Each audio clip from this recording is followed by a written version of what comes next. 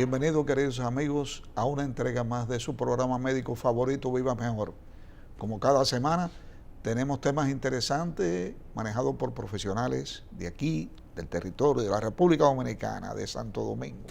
Nuestra gente, que son los mejores médicos que uno puede accesar a ellos. Mucha gente va fuera del país a buscar ayuda, viaja miles de kilómetros, arriesga la vida, y cuando llegan allá y le dicen cualquier tipo de cosa, dicen, por eso me lo dijo mi médico en la República Dominicana. Y es claro que sí. La mayoría de nosotros estamos formados de una manera que podemos asistir a cualquier persona sin ningún tipo de problema. Y hoy vamos a tratar un tema interesante, un tema que se ve en todos los países del mundo, que estamos en contacto con él diariamente, ¿verdad? Que se comienza a manifestar desde edades muy tempranas, desde los 5 meses, desde el nacimiento, de los 6 meses, y que nos va a acompañar durante toda la vida a la mayoría de las personas que sufren esta afección. Vamos a hablar sobre la falsemia. La falsemia es una enfermedad sanguínea de los glóbulos rojos, y para ello traemos una experta en este tema. Traemos a la doctora Clotilde Suero de Reynoso, quien es pediatra, y le damos una calurosa bienvenida. Gracias. Bienvenida, Clotilde. Gracias. Estamos contentos de que estés aquí con un temita que tú ves a diario como pediatra. Es algo que te toca muy de cerca. Y gracias a Dios, la ciencia ha avanzado enormemente. Anteriormente, cuando una persona era diagnosticado con falsemia, uno se ponía furioso porque sabía que el camino iba a ser algo difícil. Pero hoy en día, gracias a Dios, sé que ustedes manejan estos pacientes con una dulzura y con una situación muy especial. Vamos a empezar entonces a hacerte una pregunta de orden para ese público que nos está viendo allí. ¿Cómo nos pudieras describir qué es la falsemia? Muy buenas tardes. La falsemia es una enfermedad hereditaria que se hereda con carácter autosómico recesivo, que se manifiesta por una alteración en la forma del glóbulo rojo. En la forma. La morfología del glóbulo rojo es diferente a la morfología del glóbulo rojo normal. Esta tiene una forma de media luna. Así es. Que viene con un déficit proteico por una alteración que hay a nivel de la membrana del glóbulo rojo que hace que sea más lábil a la rotura. O sea que cuando el glóbulo rojo normal puede circular a través de todas las arterias y las venas y demás, pero ya cuando viene ya en forma de herradura, ya se vuelve un poquito más rígido, ¿verdad? Y esa estructura tiende a obstruir la circulación. Claro, y este defecto viene dado por una alteración a nivel de la hemoglobina, que es la que está compuesta en la sangre. Entonces hay una sustitución de un aminoácido que es el ácido glutámico por la valina, en la posición sexta de la cadena beta. Esta alteración da el traste con la condición que conocemos como anemia falciforme o esferocitosis, como también se llama. Claro que sí. Okay. Cuando decías que era una enfermedad de origen autosómico, esto para nuestros televidentes sería bueno explicar, porque aquí muchos padres vienen y te dicen, no, yo tengo la enfermedad, y otro te dice, pero mi mujer no la tiene. Entonces, ¿cómo es posible que haya hijos que la tengan y hijos que no la tengan? Entonces, me gustaría mucho que... Tú sabes que nosotros venimos dados con una información genética a través de las leyes de Mendel. Hay unos apareos que se hacen cuando, tú sabes que hay 46 cromosomas XX, hay unos autosomas y hay unos cromosomas sexuales. Entonces, la anemia falciforme viene dada por los autosomas, que son los 44 cromosomas que están excluidos de lo sexual. Entonces, el hecho de que se herede de carácter autosómico recesivo viene dado porque tú puedes heredar la condición, no de un gen directo. O sea, no necesariamente tú tienes que ser que tu padre o tu madre sean falsémicos. Tú puedes tener un familiar, un pariente cercano que traiga la condición y tú la heredes de manera recesiva. Por eso es tan importante a la hora de contraer matrimonio que las personas se realicen las pruebas para ver si uno de los dos tiene la condición, para no traer hijos homocigotos, porque si el padre es heterocigoto y la madre también, puede tener un hijo con un % alto de hemoglobina S, que es la hemoglobina alterada que tiene el paciente falsémico, que da lugar a las crisis, que en esa condición sería muy comprometedor de la vida. O sea, en este país es obligatorio hacerse un chequeo sanguíneo para detectar enfermedades. Mira, ¿o no? te voy a decir, o sea, en la práctica médica hemos encontrado muchas controversias. Tenemos pacientes que te llegan en etapa adulta, padres de pacientes que tú determinas que son falsémicos sin haber tenido una prueba evidente la madre durante un embarazo completo de que se les realizó una falsemia. O sea, tú detectas que la madre es falsémica porque el niño te salió falsémico. Y la madre te jura y te dice que no, que ella no tiene esa condición, que ella no lo tiene. Entonces, cuando tú haces el árbol genealógico y averiguas en la historia materna y paterna, siempre hay un antecedente, porque es una enfermedad hereditaria, o sea, el niño nace con la condición. No necesariamente tiene que tener manifestaciones en el momento del parto, porque acuérdate que el niño viene protegido por la hemoglobina fetal, claro, y la hemoglobina del adulto comienza a manifestarse después de los 6 meses en adelante. Ahí está. Entonces, ahí donde comienza. El niño viene con una carga de glóbulos rojos dado por la madre. Entonces, hasta que él no comienza a hacer la sustitución de su sangre fetal por la hemoglobina del adulto, es que no se va haciendo la diferenciación. Entonces, con un simple análisis, o sea, tú pudieras determinar después de los 6 meses, porque todavía la sangre fetal te protege la hemoglobina del niño. O sea, puede que un paciente falsémico no te dé manifestaciones significativas a nivel de laboratorio. Por eso lo recomendable es hacérsela después de los 6 meses. De los 6 meses, sí, aunque no tenga síntomas. Aunque no tenga síntomas. Aunque no tenga síntomas. No, yo lo que te preguntaba, Clotilde, era que antes de casarte, ¿verdad? Ahí es mandatorio un chequeo médico. No, aquí en nuestro país todavía eso no está regulado en las normas que tú debes tener. Debiera estar, sí, porque las parejas no acostumbran a tener chequeos regulares prematrimoniales. Es así. O sea, las parejas cuando muchas veces vienen a casarse ya han tenido muchas veces hasta exposición, contactos sexuales y no han tenido o sea, los rigores de laboratorios, a ver si tenemos consanguinidad, si hay familiaridad, que eso es importante tenerlo. O sea, no está estipulado entre las analíticas que debe hacerse una pareja cuando toma la decisión de afrontar un matrimonio. Es así. Es una lástima que a esta altura porque da pena, o sea, te han llegado niños a la consulta que cuando tú averiguas la madre es portadora y el papá es portador y tú tienes un niño homocigoto que tú sabes que la sobrevida es muy limitada, es un niño que va a ir con muchas limitaciones, sí, durante su vida de preescolar si llega a la edad de adulto. Ok. Clotilde, ¿cuál es la forma más común de tú ponerte en contacto con un falsémico? ¿Con qué síntomas llega a tu consultorio regularmente? ¿Son hallazgos casuales en la mayoría? Me gustaría que nos explicara.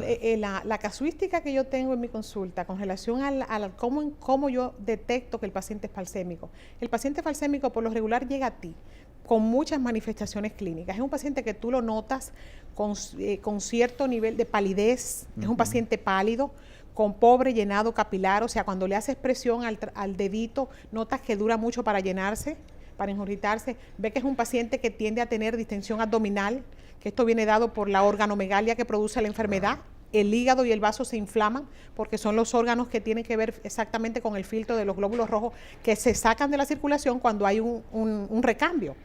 Que eso es un proceso que dura de 70 a 120 días en un paciente falsémico. Cuando sabemos que lo normal en un paciente normal que tiene unos glóbulos rojos normales es que los glóbulos rojos le duren 180 días. Estos pacientes te llegan con distensión abdominal, que la madre lo nota amarillo, con un tinte ictérico que le da color amarillo a la piel, y con una tendencia muy grande a padecer procesos infecciosos. Es un paciente que viene con esta condición, porque la misma condición de traer un déficit de proteína a nivel del glóbulo rojo hace que el paciente tenga la opsonización reducida, que es la capacidad que tiene el paciente de englobar partículas, microorganismos cuando se enfrenta a ciertas infecciones. Este paciente, por su mismo trastorno que trae, viene con una inmunidad deficiente. Es un niño que la madre te dice, doctora, a él se le enferma la gargantita todos los meses. Acuérdate que esta condición lo hace susceptible a padecer el proceso que el estreptococo. El paciente falsémico no tiene la capacidad de enfrentarse a un estreptococo. Y acuérdate que el niño por debajo de los 2 años hace un proceso por mes. Y esta es la bacteria más frecuente, o sea, sí, esta es la bacteria más frecuente que te hace el paciente, la faringoamigdalitis. Claro. Entonces, de ahí que esté incluida la vacuna del neumococo en la profilaxis y en la prevención de la enfermedad. Eso te iba a preguntar, por ejemplo, en el caso de que un paciente, bueno, en el caso de que tengan pacientes de la enfermedad, vamos a hablar ahorita de las medidas necesarias, pero en el caso de que sea un paciente solamente con rasgos, ¿hay que tomar algún tipo de medida, hay que hacer algún seguimiento, hay que vigilar algo? Bueno, el manejo viene dado de acuerdo al tipo de falsemia. Acuérdate que hay un paciente homocigoto y hay un paciente heterocigoto. El paciente heterocigoto en libros, que es el paciente que tiene menos de un 45% de hemoglobina S, la hemoglobina que tiene alterada, no se supone que debe hacer crisis, aunque en la práctica no hemos dado cuenta que han variado esos parámetros. Es un paciente que se somete a estrés, a frío, a infecciones frecuentes, que se mete en guarderías, que es un paciente que se sube en alturas. Es un paciente que puede hacerte una crisis, aunque eventualmente los libros dicen que un paciente con 45% de hemoglobina S no hace crisis. Es un paciente que bajo un nivel de deshidratación extrema te puede hacer una crisis. Claro. En ese caso, ese paciente lleva transfusión. Lo he tenido en la consulta. No así con el paciente homocigoto, que es el que maneja más de 55% de hemoglobina S, que ese paciente se transfunde frecuentemente porque hace crisis frecuentemente. Ya. En el caso ya de los pacientes que son declarados falsémicos, ¿verdad? Desde temprana edad, ¿verdad? ¿Qué tipo de cuidados especiales? Me refiero a cuidado de alimentación, de ejercicio, medicamentoso, de vacuna, en fin. Bueno, mira, el paciente falsémico lleva un cuidado especial. Es un paciente que no debe ser sometido a estrés, como te mencioné anteriormente, el frío extremo, el calor, la temperatura, los niveles de deshidratación. En un paciente falsémico tú debes tomar en cuenta, cuando un paciente te hace una infección, debes manejarla adecuadamente, porque ellos te hacen bacteriemia asintomática. Es muy común que un paciente falsémico te llegue con un cuadro gripal y cuando tú le haces una placa de tórax tiene medio pulmón velado, por lo que te acabo de mencionar de la condición de la bacteria. Pero el paciente, hay miles de productos que se pueden utilizar. Normalmente se está utilizando la urea, que es un producto de degradación de la proteína para estabilizar la membrana del glóbulo rojo y hacerla más fuerte ante la rotura que son muy propensos los falsémicos. La urea debe tomarla por vida. La urea debe tomarla de por vida. Se utilizan antioxidantes como la vitamina E, que estabilizan el pH de la membrana del glóbulo rojo y la fortalece y la hace más resistente a la ruptura. También el ácido fólico porque estimula la proliferación de glóbulos rojos, pero a nivel medular. Y siempre y cuando tú tengas un paciente que maneje una crisis que no sea de secuestro, que no sea plástica, tú tienes un manejo conservador. Con los antibióticos, la penicilina benzatínica que se le pone de manera profiláctica, la hidratación. ¿Hasta qué edad se le pone la penicilina benzatínica? La penicilina benzatínica no tiene tiempo o sea, no hay un también tiempo. ¿De por vida? Se puede utilizar de manera profiláctica durante el primer año, después que tú diagnosticas la enfermedad. Porque acuérdate que los primeros 2 años es donde el paciente es susceptible a aportar el estreptococo. Acuérdate que ese es el germen más frecuente de las neumonías que ellos hacen. Claro. Luego que el paciente pasa de ese tiempo de crisis, tú pudieras espaciarla y manejarlo solamente cuando el paciente está expuesto.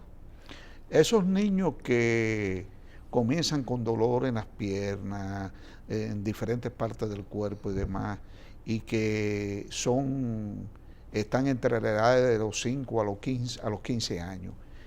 ¿Se podría pensar en la posibilidad de que sea un falsémico que no se sepa que lo sea? Claro que sí. O sea, hay 4 tipos de crisis que se ven frecuentes, que se clasifica la anemia plástica, la anemia falciforme, que es la crisis hemolítica, donde se rompen los glóbulos rojos de manera espontánea cuando el paciente ha estado expuesto a un factor de riesgo, infección, frío, temperatura, altura.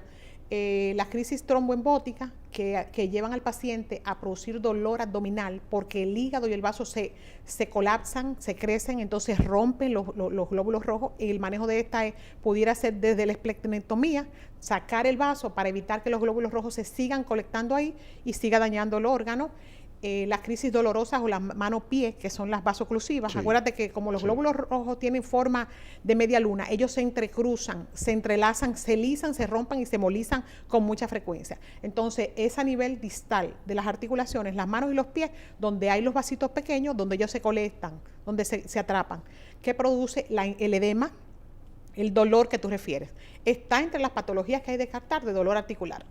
Esos niños con una hidratación, antiespasmódicos, calmantitos, y muchas veces lleva la transfusión sanguínea. Cuando tú tienes un nivel de más de un 70% de hemólisis, el paciente se te mete en fallo y hasta que no lo transfunde, el niño no sale de la crisis.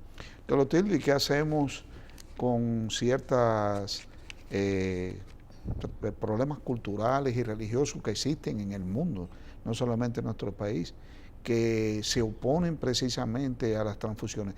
¿Cómo ustedes manejan estos casos? Mira, esto es un caso bien difícil. Yo me he encontrado con ese caso en la consulta. He tenido pacientes que llevan la transfusión, que son heterocigotos, pero la madre, por mantenerlo con una sobreinfección permanente, el niño llega después de 10 o 15 días, ya se mete en una sepsis franca, donde no te lo saca el antibiótico, donde no te lo saca la hidratación.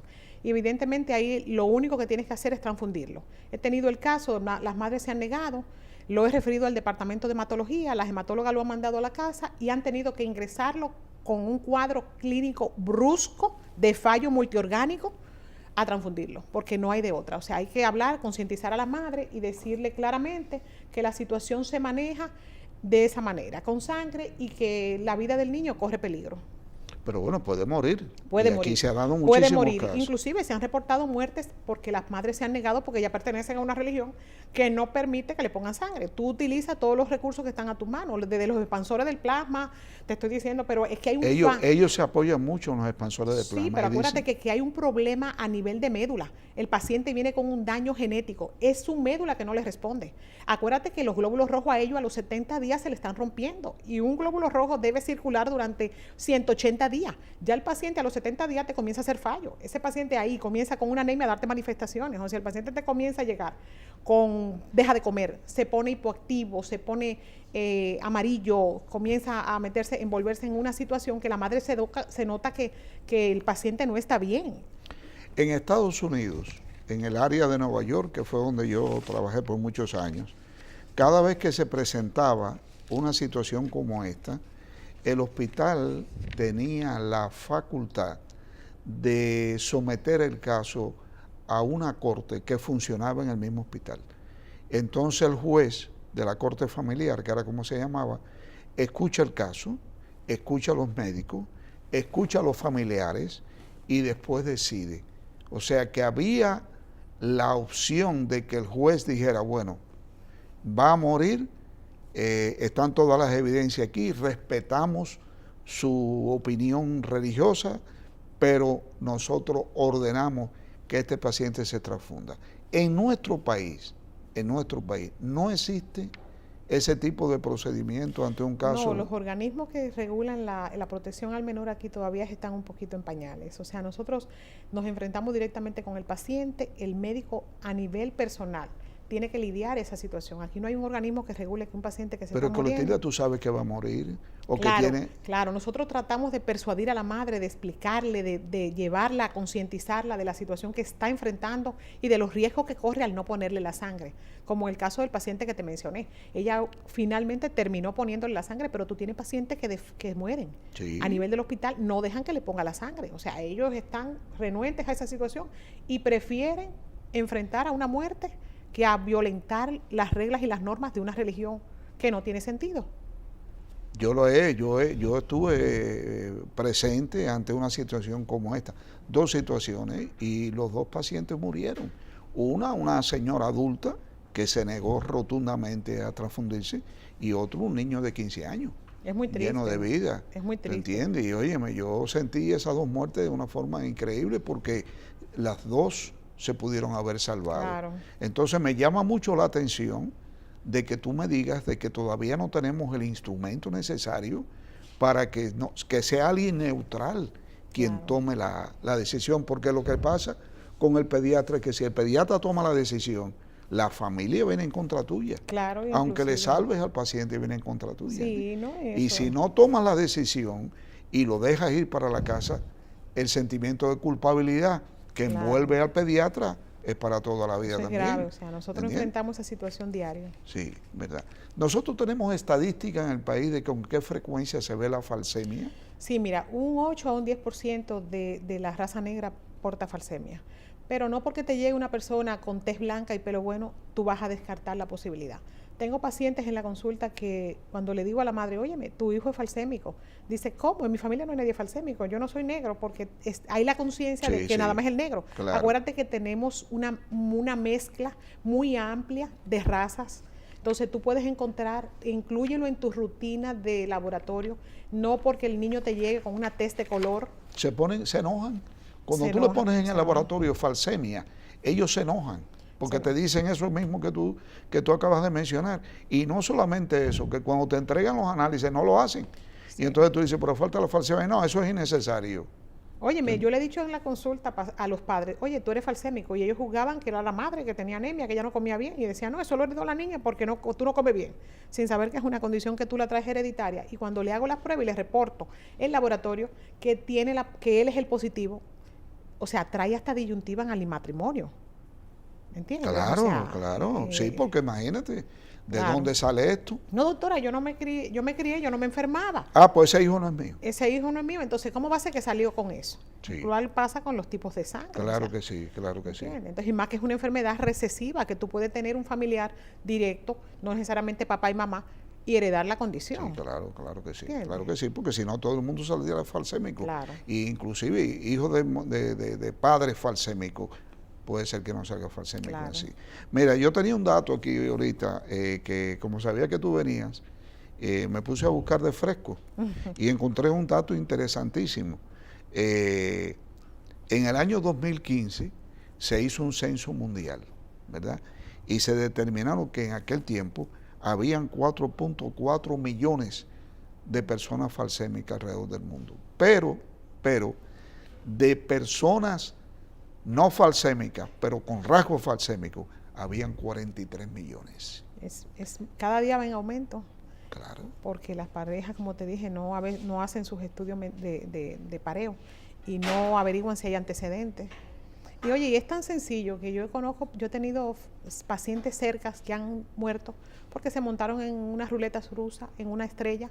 Y acuérdate que te mencioné que entre los factores de riesgo estaba la altura. El niño no maneja. Acuérdate que cuando tú subes, tu nivel de oxígeno baja. Claro. Entonces, el consumo de oxígeno que un paciente falsémico da está reducido a la capacidad que tiene su hemoglobina. Entonces, es un paciente que tiene la mitad de la capacidad de oxígeno porque tiene un glóbulo rojo, que es la mitad del glóbulo rojo normal. Claro. Y acuérdate que el oxígeno está transportado en la hemoglobina. El paciente presentan accidentes cerebrovasculares, ACV, trombótico, hemorrágico, y el paciente puede terminar en un desenlace fatal. Claro, cuando tú lo montas en una montaña rusa, en una ruleta rusa. Claro que sí. Lo deprivas de oxígeno. Mira, oxígeno. Otro de los datos que encontré también del censo del 2015 es que en ese año en el mundo hubo 114.800 muertes. Claro. ¿Ok? De falsémicos. Ahora yo te pregunto, ¿y en República Dominicana cuántas muertes tenemos? Mira, las estadísticas aquí no están muy buenas. Sí, solamente el que tiene un familiar falsémico cerca sabe lo importante y que es la condición. Las estadísticas tú las llevas, por lo regular. Sí. No, yo tengo un amigo que le murieron 3 niños, porque tú tiendes, afinidad, a buscar quien tiene la condición igual que tú. Pero aquí no hay una sociedad de pacientes falsémicos como lo hay de autismo, no hay en la ciudad, en el país. ¿No existe? No lo hay. Entonces, el paciente falsémico llega donde ti con mucha desorientación, mucha desinformación. Te toca sentarte a darle una cátedra, a explicarle la condición que tiene su hijo, que la va a llevar de por vida, que la orientación tú eres que se la vas a suministrar, que hay condiciones que tiene que tener. Inclusive acuérdate que en el patrón en el esquema de vacunación se ha bajado el esquema, ya nada más se le pone la neumococo hasta los 4 meses, que se ponía hasta los 18 meses. Entonces, un paciente falsémico es un paciente que tú hasta que pasa los 2 años lo tienes que estar vacunando. Acuérdate lo que te comenté con el problema del estreptococo. Entonces, un paciente que tú le reduces a la mitad la dosis de la vacuna, es un paciente que te va a hacer más crisis. Entonces, mientras aumenta el número de crisis, él te va a infectar y las infecciones le predisponen a las crisis. O sea, es un círculo vicioso lo que estás manejando. Pero tú sabes que tú me has dejado asombrado el hecho de que aquí no hay ninguna fundación ni ninguna asociación. No hay una fundación de falsémicos. Con una enfermedad tan común. No hay una fundación. Aquí, por ejemplo, los hematólogos manejan los pacientes O sea, ellos tienden a ir donde los hematólogos, pero al pediatra es que le llega de primero. Si el Sí, pediatra, claro si el que sí. pediatra coge el paciente y lo recluta. Aquí creo que estamos mostrando la deformación Claro, del glóbulo si el rojo. paciente falsémico llega donde ti y tú no lo encaminas, no lo orientas, el paciente está desorientado, o sea, no hay. ¿Por qué me dices que lo tratan los hematólogos? Los hematólogos aquí se encargan por lo regular de darle el seguimiento, porque el paciente, como sabe que es un trastorno hematológico, lo primero que hace es buscar un especialista en la sangre. Ellos asumen que el paciente debe ser manejado por un hematólogo, pero el manejo del paciente falsémico debe ir seguido con el pediatra. Acuérdate que el Claro. pediatra es que identifica al paciente. Claro. El pediatra es que diagnostica al paciente. Entonces, el seguimiento del paciente, quien lo da es el pediatra. Acuérdate que el paciente pediátrico al primer año asiste regularmente a sus consultas. Entonces, un paciente que tú lo llevas adecuadamente manejado, con una condición como la falsemia, es un paciente que va a tener mejor pronóstico. Claro que sí. Clotilde, nos queda escasamente un minuto. ¿Qué le dirías a esos familiares que están ahí, que tienen hijos falsémicos, o aquellos que son falsémicos pero que todavía no se ha hecho un diagnóstico definitivo en los hijos? ¿Qué consejo le darías?